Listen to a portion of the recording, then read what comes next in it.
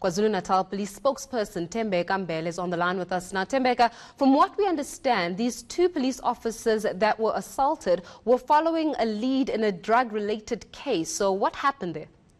What happened is that around about 11:30 today at the Taurus Street in Shellcourt, the police from K9 were following information on the drugs that are drug dealings there at Shellcourt.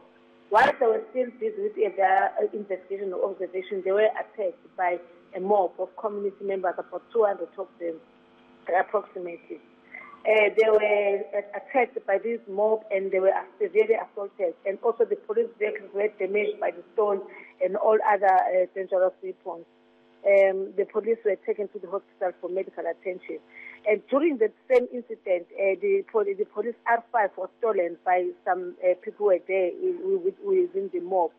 And the police called for backup, and when the police came in, they followed the information which led them to another house in number 35 in Sora Street. That is where the two suspects were arrested and the R5 was recovered. Although we cannot confirm whether there were any members of the community that were injured, but the police are still carrying on its investigation, and there's a case of public violence where there are also another count of malicious damage to property, as well as assault on police and theft of firearms. And the police are still carrying on its investigation as we're talking now. Now, Thembeka, were they able to, or were you guys able to establish why is it that community members attacked the police? One would expect that when a community gets involved in any form of mob justice, it's to do with an alleged perpetrator. But this time, the attack was on police officers on duty. So have you established the reason for this? Although I cannot dwell on that because that is very critical and you are also in a very critical state of investigation. But in that area, I was informed that there is a lot of drug dealings there, so we cannot talk on speculations.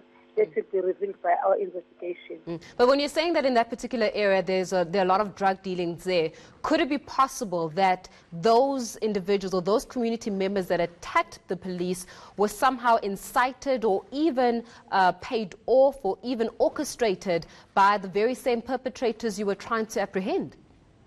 I cannot confirm that because we're in a very early stage of investigation, and if we talk about the mob, we talk about a lot of different people that we need to conduct thorough investigations before we confirm anything.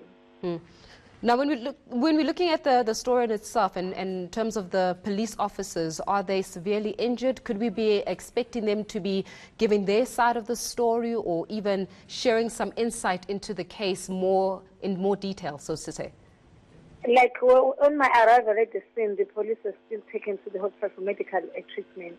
So we had to give a respect and wait, and when they are ready to submit statements, that is when we're going to continue.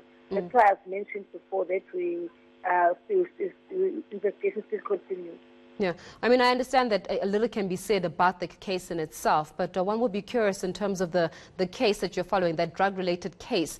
Any perpetrators that have been arrested since, or any sort of lead by the police in terms of identifying, any sort of breakthrough within the case in itself that was initially being followed by those police officers? In fact, where they recovered the R5, that is where they arrested two suspects between the ages of 25.